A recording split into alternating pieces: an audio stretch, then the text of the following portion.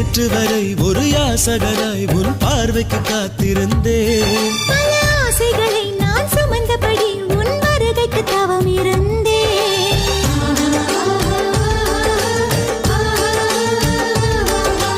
தேவதையே உன் தேவை என்ன உடன் வரங்களை கேட்டு விடு. சிறு கண்ணசைவில் உன் காதலனை ஒரு வள்ளலாக்கி விடு.